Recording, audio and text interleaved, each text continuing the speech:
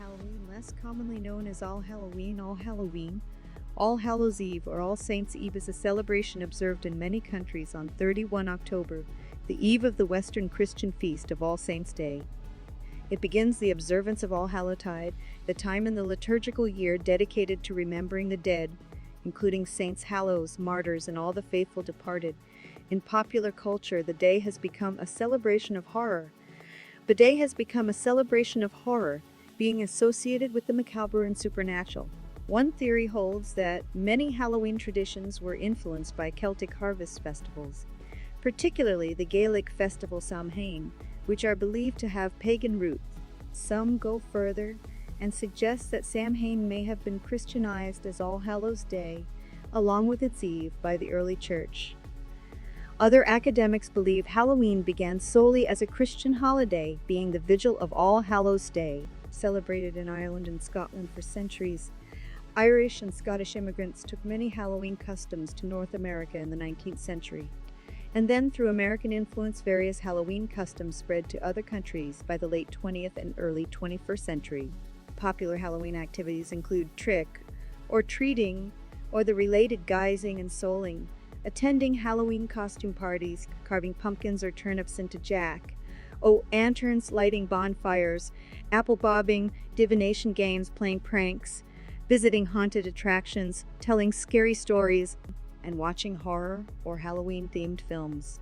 Some people practice the Christian observances of All Hallows' Eve, including attending church services and lighting candles on the graves of the dead, although it is a secular celebration for others. Some Christians historically abstained from meat on All Hallows' Eve, a tradition reflected in the eating of certain vegetarian foods on this vigil day, including apples, potato pancakes, and soul cake. Etymology. The word Halloween or Halloween Saints' Evening is of Christian origin. A term equivalent to All Hallows' Eve is attested in Old English.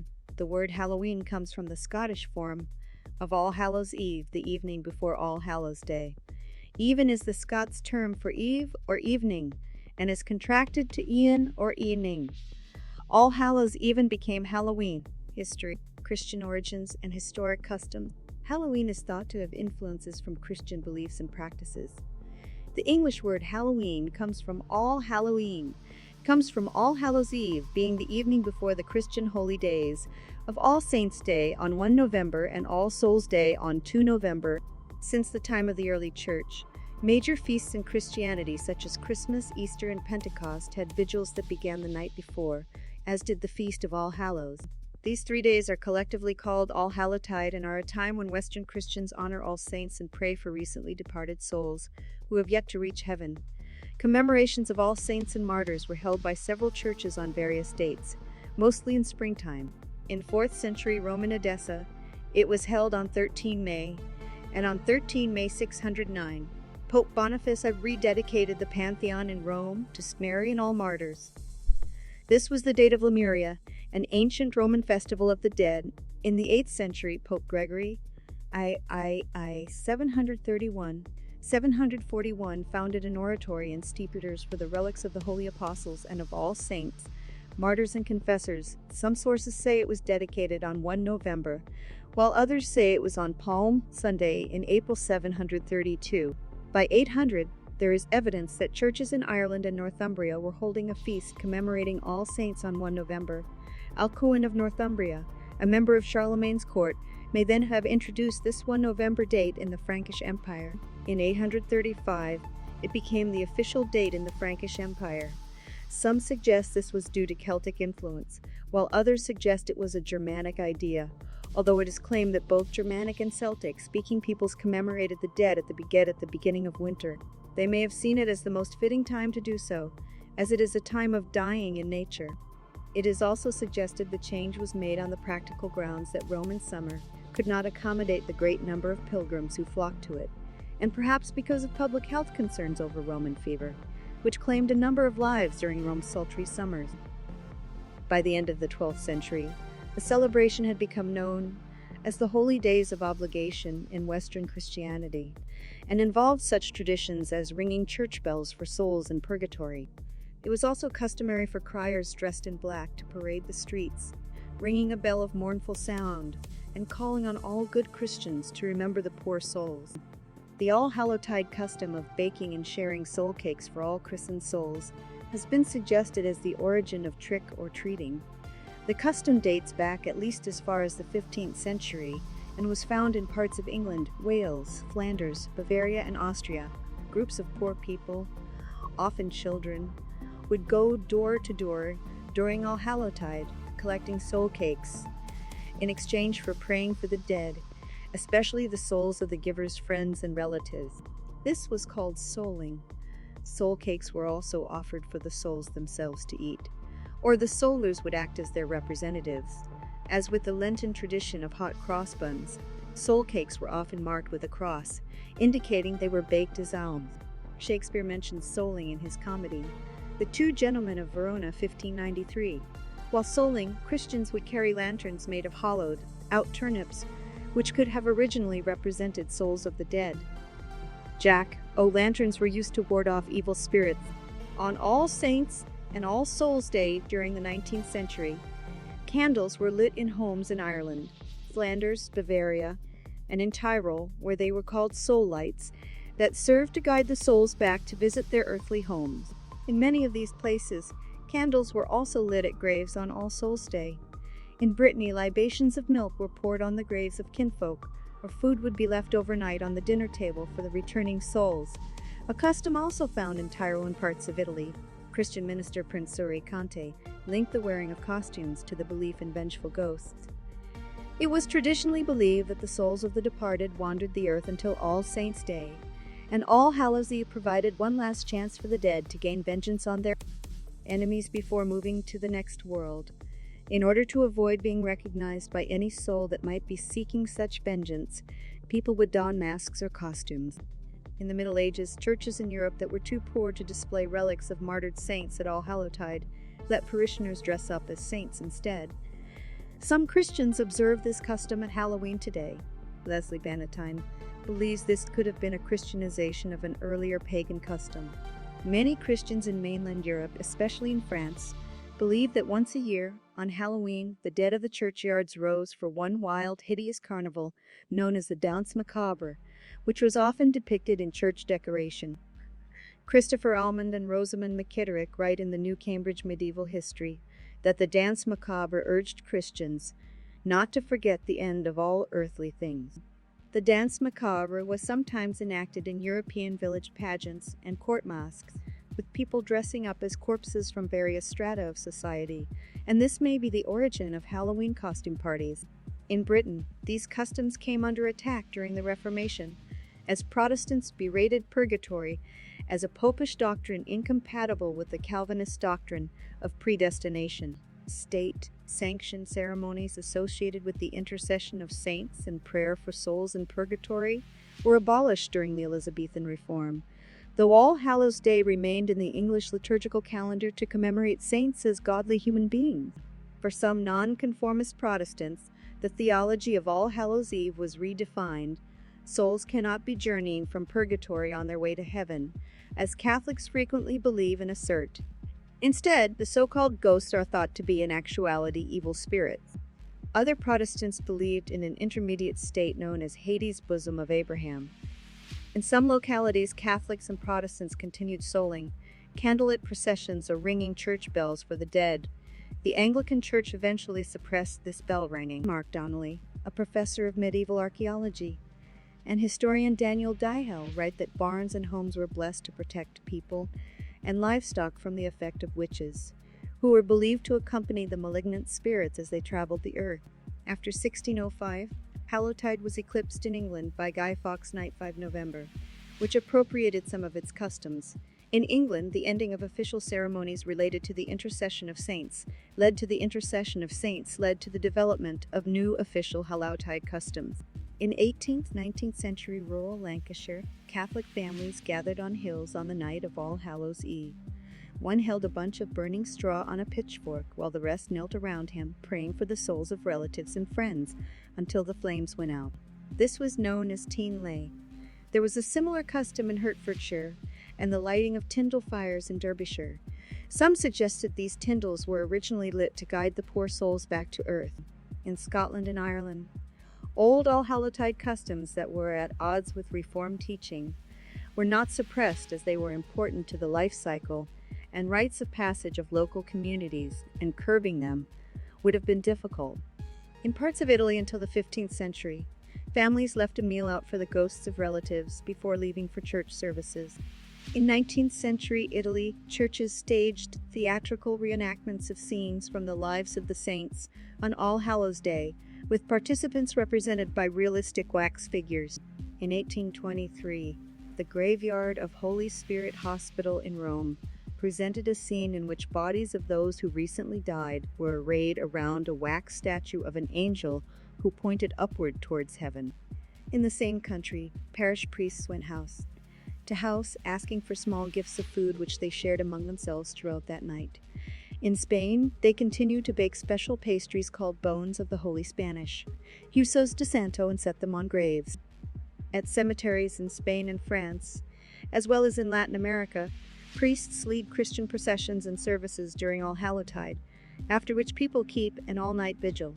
In 19th century San Sebastian, there was a procession to the city cemetery at Allhallowtide, an event that drew beggars who appealed to the tender recollections of one's deceased relations and friends for sympathy. Gaelic folk influence. Today's Halloween customs are thought to have been influenced by folk customs and beliefs from the Celtic-speaking countries, some of which are believed to have pagan roots. Jack Santino, a folklorist, writes that there was throughout Ireland an uneasy truce existing between customs and beliefs associated with Christianity and those associated with religions that were Irish before Christianity arrived.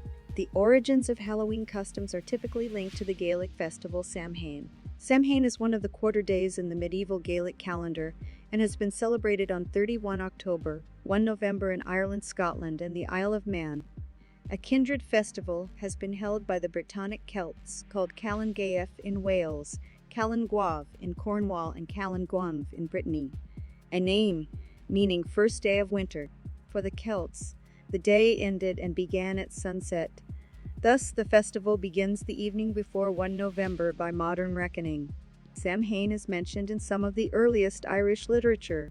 The names have been used by historians to refer to Celtic Halloween customs up until the 19th century, and are still the Gaelic and Welsh names for Halloween. Samhain marked the end of the harvest season and beginning of winter, or the darker half of the year. It was seen as a liminal time, when the boundary between this world and the other world thinned. This meant the Aosai, the spirits or fairies, could more easily come into this world, and were particularly active. Most scholars see them as degraded versions of ancient gods, whose power remained active in the people's minds even after they had been officially replaced by later religious beliefs. They were both respected and feared, with individuals often invoking the protection of God when approaching their dwellings. At Samhain, the Aosai were appeased to ensure the people and livestock survived the winter. Offerings of food and drink, or portions of the crops, were left outside for them. The souls of the dead were also said to revisit their homes seeking hospitality. Places were set at the dinner table and by the fire to welcome them. The belief that the souls of the dead return home on one night of the year and must be appeased seems to have ancient origins and is found in many cultures. In 19th century Ireland, candles would be lit and prayers formally offered for the souls of the dead. After this, the eating, drinking, and games would begin. Throughout Ireland and Britain, especially in the Celtic-speaking regions, the household festivities included divination rituals and games intended to foretell one's future, especially regarding death and marriage. Apples and nuts were often used, and customs included apple bobbing, nut roasting, scrying or mirror, gazing, pouring molten lead or egg whites into water, dream interpretation, and others. Special bonfires were lit, and there were rituals involving them. Their flames, smoke, and ashes were deemed to have protective and cleansing powers. In some places, torches lit from the bonfire were carried sunwise around homes and fields to protect them. It is suggested the fires were a kind of imitative or sympathetic magic. They mimicked the sun and held back the decay and darkness of winter. They were also used for divination and to ward off evil spirits. In Scotland, These bonfires and divination games were banned by the church elders in some parishes. In Wales, bonfires were also lit to prevent the souls of the dead from falling to earth. Later, these bonfires kept away the devil. From at least the 16th century, the festival included mumming and guising in Ireland, Scotland, the Isle of Man and Wales. This involved people going house to house in costume or in disguise, usually reciting verses or songs in exchange for food. It may have originally been a tradition whereby people impersonated the Eos Sai, or the souls of the dead, and received offerings on their behalf. Similar to souling, impersonating these beings, or wearing a disguise, was also believed to protect oneself from them. In parts of southern Ireland, the guisers included a hobby horse, a man dressed as a Lairban white mare-led youth's house reciting verses, some of which had pagan overtones, in exchange for food. If the household donated food, it could expect good fortune from the macabre. Not doing so would bring misfortune. In Scotland, youths went house to house with masked, painted, or blackened faces, often threatening to do mischief if they were not welcomed. F. Marion McNeill suggests the ancient festival included people in costume representing the spirits, and that faces were marked or blackened with ashes from the sacred bonfire. In parts of Wales, men went about dressed as fearsome beings called grachod.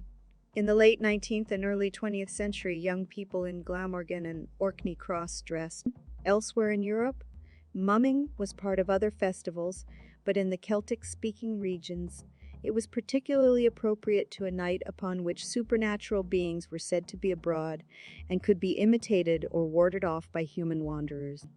From at least the 18th century, imitating malignant spirits led to playing pranks in Ireland and the Scottish Highlands. Wearing costumes and playing pranks at Halloween did not spread to England until the 20th century. Pranksters used hollowed out turnips or mango wurzels as lanterns, often carved with grotesque faces. By those who made them, the lanterns were variously said to represent the spirits or used to ward off evil spirits. They were common in parts of Ireland and the Scottish Highlands in the 19th century, as well as in Somerset, see Punky Night. In the 20th century, they spread to other parts of Britain and became generally known as jack-o'-lanterns, spread to North America. Leslie Bannatyne and Cindy Ott write that Anglican colonists in the southern United States and Catholic colonists in Maryland recognized All Hallows' Eve in their church calendars, although the Puritans of New England strongly opposed the holiday, along with other traditional celebrations of the established church, including Christmas. Almanacs of the late 18th and early 19th century give no indication that Halloween was widely celebrated in North America. It was not until after mass Irish and Scottish immigration in the 19th century that Halloween became a major holiday in America. Most American Halloween traditions were inherited from the Irish and Scots, though in Cajun areas a nocturnal mass was said in cemeteries on Halloween night. Candles that had been blessed were placed on graves, and families sometimes spent the entire night at the gravesite. Originally confined to these immigrant communities, it was gradually assimilated into mainstream society and was celebrated coast to coast by people of all social, racial, and religious backgrounds by the early 20th century. Then, through American influence, these Halloween traditions spread to many other countries by the late 20th and early 21st century, including to mainland Europe and some parts of the Far East. Symbols. Development of artifacts and symbols associated with Halloween formed over time. Jack-o'-lanterns are traditionally carried by guisers on All Hallows' Eve in order to frighten evil spirits. There is a popular Irish Christian folktale associated with the jack-o'-lantern, which in folklore is said to represent a soul who has been denied entry into both heaven and hell. En route home, after a night's drinking, Jack encounters the devil and tricks him into climbing a tree. A quick-thinking Jack etches the sign of the cross into the bark. Thus trapping the devil, Jack strikes a bargain that Satan can never claim his soul. After a life of sin, drink, and mendacity, Jack is refused entry to heaven when he dies. Keeping his promise, the devil refuses to let Jack into hell and throws a live coal straight from the fires of hell at him. It was a cold night, so Jack places the coal in a hollowed-out turnip to stop it from going out, since which time Jack and his lantern have been roaming looking for a place to rest. In Ireland and Scotland, The turnip has traditionally been carved during Halloween, but immigrants to North America used the native pumpkin, which is both much softer and much larger, making it easier to carve than a turnip. The American tradition of carving pumpkins is recorded in 1837 and was originally associated with harvest time in general, not becoming specifically associated with Halloween until the mid to late 19th century. The modern imagery of Halloween comes from many sources, including Christian eschatology, national customs, works of Gothic and horror literature such as the novels Frankenstein, or the modern Prometheus and Dracula and classic horror films such as Frankenstein 1931 and The Mummy 1932. Imagery of the skull, a reference to Golgotha in the Christian tradition, serves as a reminder of death and the transitory quality of human life, and is consequently found in Memento Mori and Vanitas compositions.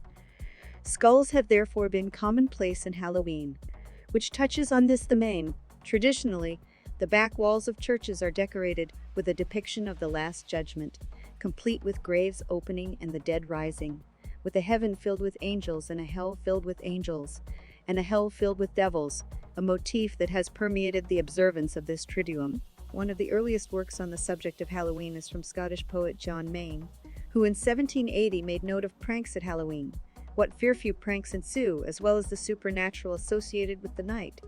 Bogle's Ghost, influencing Robert Burns' Halloween 1785. Elements of the autumn season, such as pumpkins, corn husks, and scarecrows, are also prevalent. Homes are often decorated with these types of symbols around Halloween. Halloween imagery includes themes of death, evil, and mythical monsters. Black cats, which have been long associated with witches, are also a common symbol of Halloween.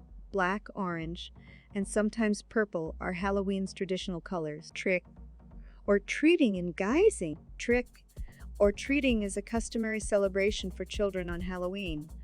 Children go in costume from house to house asking for treats such as candy or sometimes money, with the question trick or treat. The word trick implies a threat to perform mischief on the homeowners or their property if no treat is given. The practice is said to have roots in the medieval practice of mumming, which is closely related to souling. John Pym wrote that many of the feast days associated with the presentation of mumming plays were celebrated by the Christian Church. These feast days included All Hallows Eve, Christmas, Twelfth Night, and Shrove Tuesday. Mumming practiced in Germany, Scandinavia, and other parts of Europe involved masked persons in fancy dress who paraded the streets and entered houses to dance or play dice in silence. In England, from the medieval period up until the 1930s, people practiced the Christian custom of souling on Halloween, which involved groups of soulers, both Protestant and Catholic, going from parish to parish, begging the rich for soul cakes, in exchange for praying for the souls of the givers and their friends. In the Philippines, the practice of souling is called Pangangalua and is practiced on All Hallows Eve among children in rural areas. People drape themselves in white cloths to represent souls and then visit houses where they sing in return for prayers and sweets. In Scotland and Ireland, guising, children disguised in costume, going from door to door for food or coins, is a traditional Halloween custom. It is recorded in Scotland at Halloween in 1895, where masqueraders in disguise carrying lanterns made out of scooped-out turnips visit homes to be rewarded with cakes, fruit, and money. In Ireland, the most popular phrase for kids to shout until the 2000s was "Help the Halloween party." The practice of guising at Halloween in North America was first recorded in 1911, where a newspaper in Kingston, Ontario, Canada, reported children going guising around the neighborhood. American historian and author Ruth Edna Kelly of Massachusetts wrote the first book, Length History of Halloween in the U.S., The Book of Halloween, 1919, and references souling in the chapter Halloween in America. In her book, Kelly touches on customs that arrived from across the Atlantic. Americans have fostered them and are making this an occasion something like what it must have been its best days overseas. All Halloween customs in the United States are borrowed directly or adapted from those of other countries. While the first reference to guising in North America occurs in 1911, another reference to ritual begging on Halloween appears, place unknown, in 1915, with a third reference in Chicago in 1920. The earliest known use in print of the term trick or treat appears in 1927 in the Blackie Herald of Alberta, Canada. The thousands of Halloween postcards produced between the turn of the 20th century and the 1920s commonly show children, but not trick or treating. Trick or treating does not seem to have become a widespread practice in North America until the 1930s, with the first use appearances of the term in 1934 and the first use in a national publication occurring in 1939. A popular variant of trick or treating, known as trunk or treating or Halloween tailgating, occurs when children are offered treats from the trunks of cars parked in a church parking lot, or sometimes a school parking lot, In a trunk or treat event, the trunk boot of each automobile is decorated with a certain theme, such as those of children's literature, movies, scripture, and job roles. Trunk or treating has grown in popularity due to its perception as being more safe than going door to door to door, a point that resonates well with parents, as well as the fact that it solves the rural conundrum in which homes are built a half-mile apart. Costumes. Halloween costumes were traditionally modeled after figures such as vampires, ghosts, skeletons, scary-looking witches, and devils. Over time, the costume selection extended to include popular characters from fiction, celebrities, and generic archetypes such as ninjas and princesses. Dressing up in costumes and going guising was prevalent in Scotland and Ireland at Halloween by the late 19th century. A Scottish term, the tradition is called guising because of the disguises or costumes worn by the children.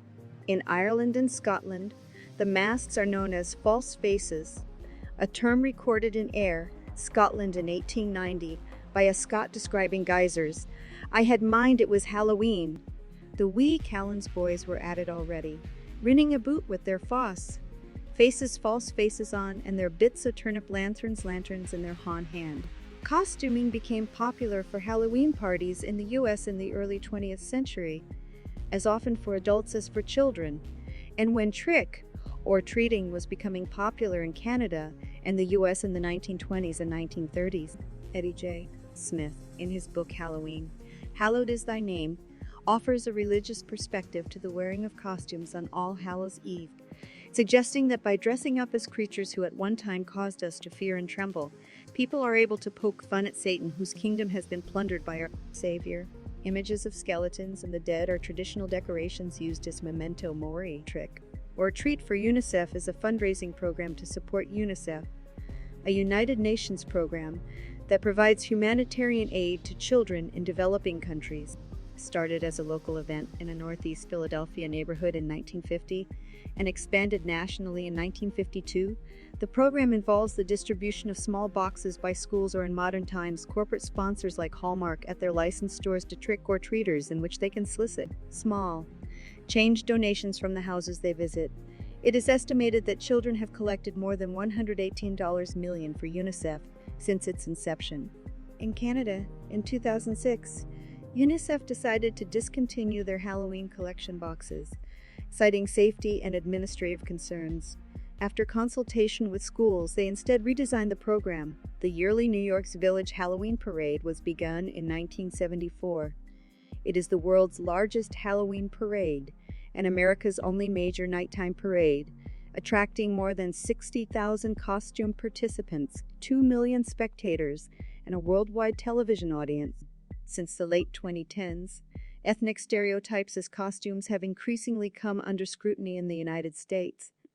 Such and other potentially offensive costumes have been met with increasing public disapproval. Pete costumes? According to a 2018 report from the National Retail Federation, 30 million Americans will spend an estimated $480 million on Halloween costumes for their pets in 2018. This is up from an estimated $200 million in 2010. The most popular costumes for pets are the pumpkin, followed by the hot dog and the bumblebee in third place. Games and other activities? There are several games traditionally associated with Halloween. Some of these games originated as divination rituals or ways of foretelling one's future, especially regarding death, marriage, and children. During the Middle Ages, these rituals were done by a rare few in rural communities as they were considered to be deadly serious practices.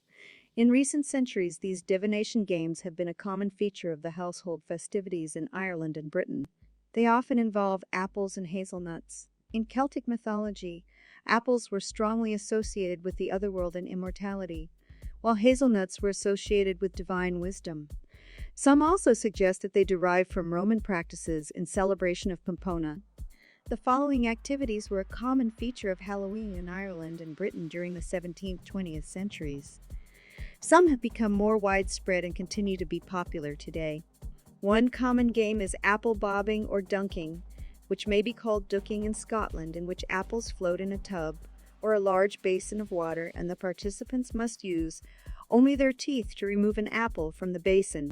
A variant of dunking involves kneeling on a chair, holding a fork between the teeth, and trying to drive the fork into an apple. Another common game involves hanging up treacle or syrup-coated scones by strings. These must be eaten without using hands while they remain attached to the string, an activity that inevitably leads to a sticky face. Another once popular game involves hanging a small wooden rod from the ceiling at head height, with a lit candle on one end and an apple hanging from the other. The rod is spun round and everyone takes turns to try to catch the apple with their teeth. Several of the traditional activities from Ireland and Britain involve foretelling one's future partner or spouse. An apple would be peeled in one long strip, then the peel tossed over the shoulder. The peel is believed to land in the shape of the first letter of the future spouse's name. 2 hazelnuts would be roasted near a fire, one named for the person roasting them and the other for the person they desire. If the nuts jump away from the heat, it is a bad sign, but if the nuts roast quietly, it foretells a good match. A salty oatmeal bannock would be baked. The person would eat it in 3 bites and then go to bed in silence without anything to drink. This is said to result in a dream in which their future spouse offers them a drink to quench their thirst. Unmarried women were told that if they sat in a darkened room and gazed into a mirror on Halloween night, the face of their future husband would appear in the mirror. The custom was widespread enough to be commemorated on greeting cards from the late 19th century and early 20th century. Another popular Irish game was known as Puassini blindfolds. A person would be blindfolded and then would choose between several saucers. The item in the saucer would provide a hint as to their future. A ring would mean that they would marry soon. Clay, that they would die soon, perhaps within the year. Water, that they would emigrate. Rosary beads, that they would take holy orders, become a nun, priest, monk, etc. Would become rich. A bean, that they would be poor. The game features prominently in the James Joyce short story Clay, 1914. In Ireland and Scotland, items would be hidden in food, usually a cake, barmbrack, cranachan, champ, or colcannon, and portions of it served out at random. A person's future would be foretold by the item they happened to find. For example, a ring meant marriage and a coin meant wealth. Up until the 19th century, the Halloween bonfires were also used for divination in parts of Scotland, Wales, and Brittany. When the fire died down, a ring of stones would be laid in the ashes, one for each person. In the morning, if any stone was mislaid, it was said that the person it represented would not live out the year. Telling ghost stories, listening to Halloween-themed songs, and watching horror films are common fixtures of Halloween parties. Episodes of television series and Halloween-themed specials, with the specials usually aimed at children, are commonly aired on or before Halloween, while new horror films are often released before Halloween to take advantage of the holiday. Haunted attractions are entertainment venues designed to thrill and scare patrons. Most attractions are seasonal Halloween businesses that may include haunted houses, corn mazes, and hay rides, and the level of sophistication of the effects has risen as the industry has grown. The first recorded purpose-built haunted attraction was the Orton and Spooner Ghost House, which opened in 1915 in Suffolk, England. This attraction actually most closely resembles a carnival funhouse powered by steam. The house still exists in the Hollycombe Steam Collection. It was during the 1930s, about the same time as trick-or-treating, that Halloween-themed haunted houses first began to appear in America. It was in the late 1950s that haunted houses as a major attraction began to appear, focusing first on California. Sponsored by the Children's Health Home Junior Auxiliary, the San Mateo Haunted House opened in 1957. The San Bernardino Assistance League Haunted House opened in 1958. Home haunts began appearing across the country during 1962 and 1963. In 1964, the San Mateo Haunted House opened, as well as the Children's Museum Haunted House in Indianapolis.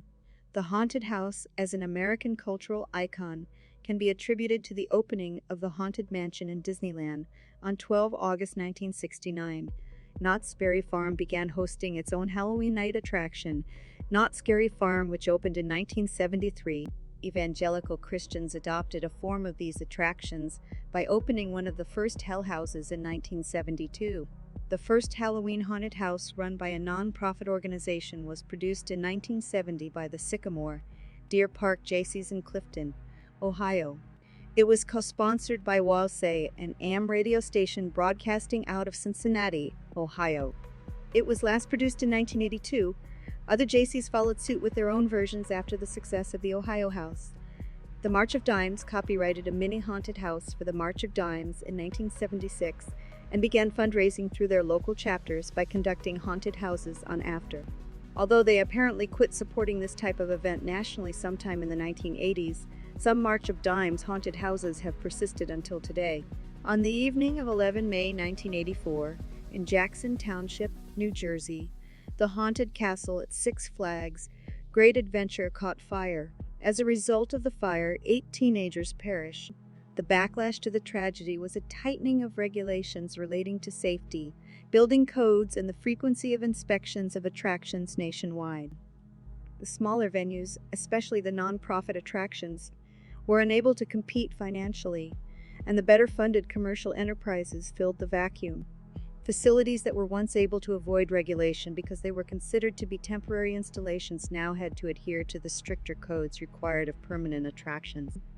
In the late 1980s and early 1990s, theme parks became a notable figure in the Halloween business.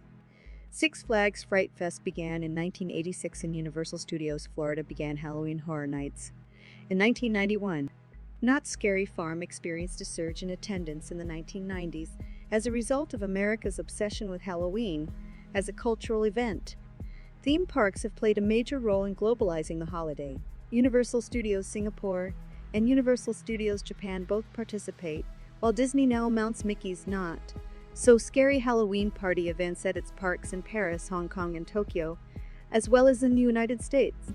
The theme park haunts are by far the largest, both in scale and attendance. Food. On All Hallows Eve, many Western Christian denominations encourage abstinence from meat, giving rise to a variety of vegetarian foods associated with this day. Because in the Northern Hemisphere, Halloween comes in the wake of the yearly apple harvest, candy apples known as toffee apples outside North America, caramel apples or taffy apples are common Halloween treats, made by rolling whole apples in a sticky sugar syrup, sometimes followed by rolling them in nuts. At one time, candy apples were commonly given to trick or treating children, but the practice rapidly waned in the wake of widespread rumors that some individuals were embedding items like pins and razor blades in the apples in the United States. While there is evidence of such incidents, relative to the degree of reporting of such cases, actual cases involving malicious acts are extremely rare and have never resulted in serious injury. Nonetheless, many parents assumed that such heinous practices were rampant because of the mass media.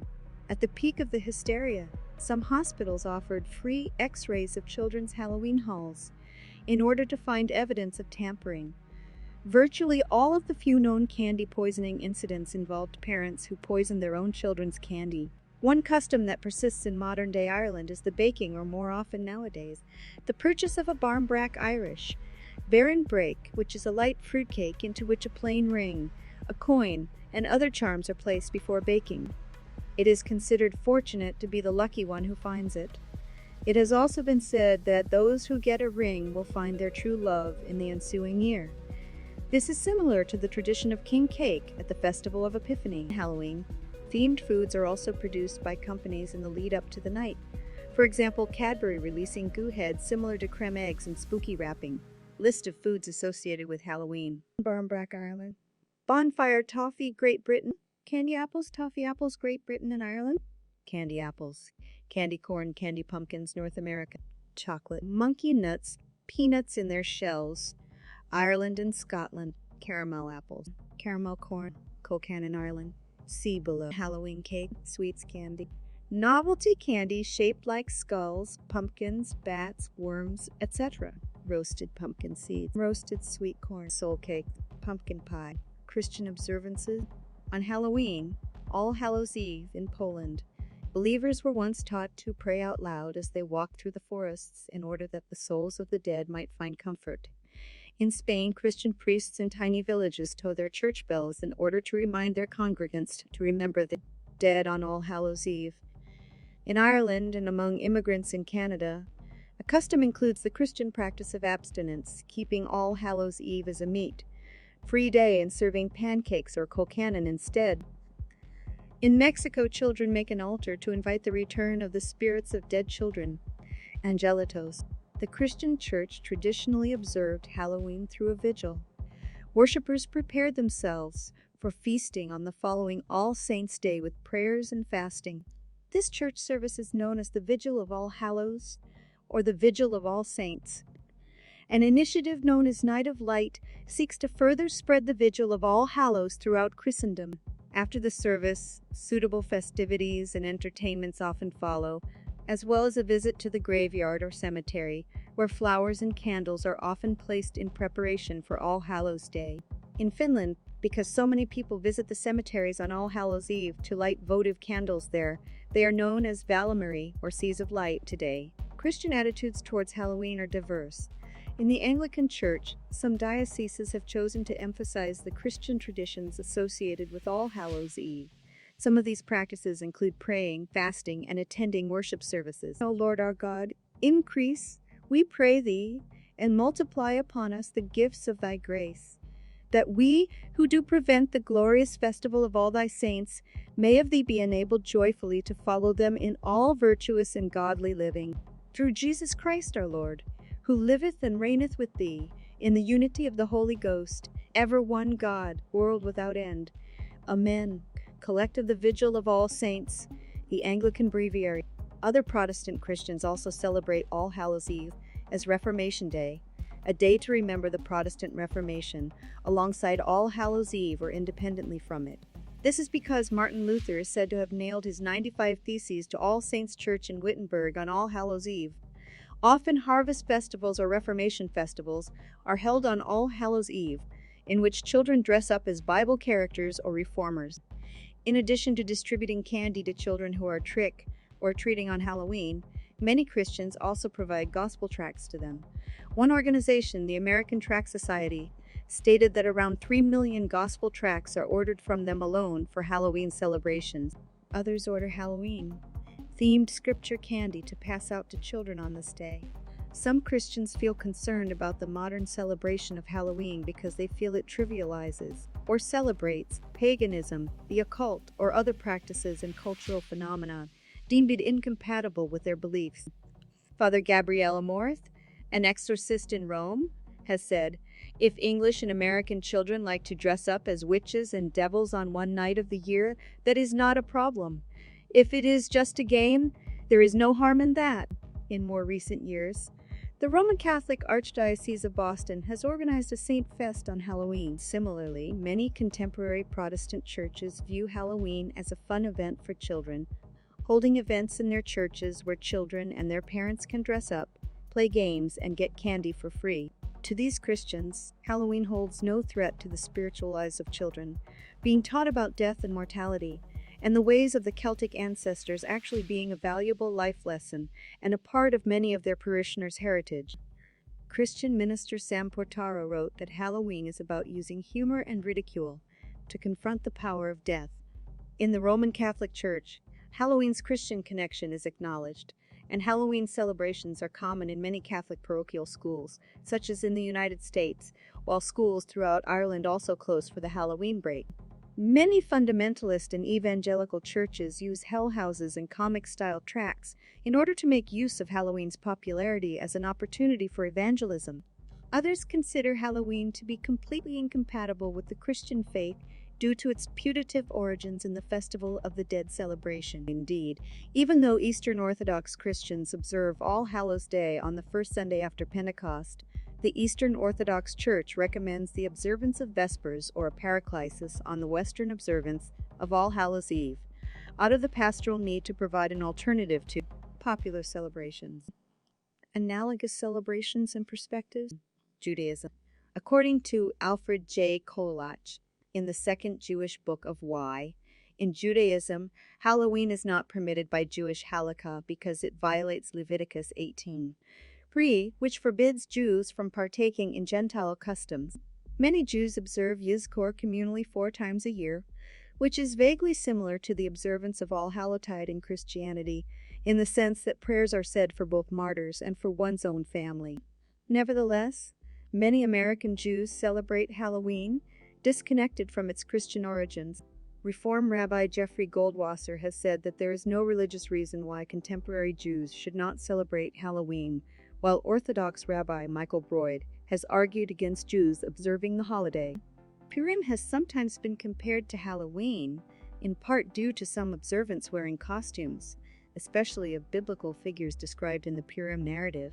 Islam. Sheikh Idris Palmer, author of a brief illustrated guide to understanding Islam, has ruled that Muslims should not participate in Halloween, stating that participation in Halloween is worse than participation in Christmas, Easter. It is more sinful than congratulating the Christians for their prostration to the crucifix. It has also been ruled to be haram by the National Fatwa Council of Malaysia because of its alleged pagan roots, stating Halloween is celebrated using a humorous theme mixed with horror to entertain and resist the spirit of death that influence humans. Darrell. You think that all Mr. Young disagrees, provided the celebration is not referred to as an Eid, and that behavior remains in line with Islamic principles. Hinduism. Hindus remember the dead during the festival of Pitru Paksha, during which Hindus pay homage to and perform a ceremony to keep the souls of their ancestors at rest. It is celebrated in the Hindu month of Bhadrapada, usually in mid-September. The celebration of the Hindu festival Diwali sometimes conflicts with the date of Halloween, but some Hindus choose to participate in the popular customs of Halloween. Other Hindus, such as Soumya Dasgupta, have opposed the celebration on the grounds that Western holidays like Halloween have begun to adversely affect our indigenous festivals. Neo-paganism. There is no consistent rule or view on Halloween amongst those who describe themselves as neo-pagans or Wiccans. Some neo-pagans do not observe Halloween, but instead observe Samhain on 1 November. Some neo-pagans do enjoy Halloween festivities, stating that one can observe both the solemnity of Samhain in addition to the fun of Halloween. Some neo-pagans are opposed to the celebration of Halloween, stating that it trivializes Samhain and avoid Halloween because of the interruptions from trick-or-treaters. The Manitoban writes that Wiccans don't officially celebrate Halloween, despite the fact that 31 Oct will still have a star beside it in any good Wiccan's Day planner. Starting at sundown, Wiccans celebrate a holiday known as Samhain. Samhain actually comes from old Celtic traditions and is not exclusive to neo-pagan religions like Wicca. While the traditions of this holiday originate in Celtic countries, modern-day Wiccans don't try to historically replicate Samhain celebrations. Some traditional Samhain rituals are still practiced, but at its core, the period is treated as a time to celebrate darkness and the dead, a possible reason why Samhain can be confused with Halloween celebrations. Geography. The traditions and importance of Halloween vary greatly among countries that observe it. In Scotland and Ireland, traditional Halloween customs include children dressing up in costume, going guising, holding parties, while other practices in Ireland include lighting bonfires and having firework displays. In Brittany, children would play practical jokes by setting candles inside skulls in graveyards to frighten visitors. Mass transatlantic immigration in the 19th century popularized Halloween in North America, and celebration in the United States and Canada has had a significant impact on how the event is observed in other nations. This larger North American influence, particularly in iconic and commercial elements, has extended to places such as Brazil, Ecuador, Chile, Australia, New Zealand, most continental Europe, Finland, Japan, and other parts of East Asia. Costs. According to the National Retail Federation, Americans are expected to spend $12.02 billion on Halloween in 2023, up from $10.06 billion in 2020. Of this amount, $3.09 billion is projected to be spent on home decorations, up from $2.07 billion in 2019. The popularity of Halloween decorations has been growing in recent years, with retailers offering a wider range of increasingly elaborate and oversized decorations.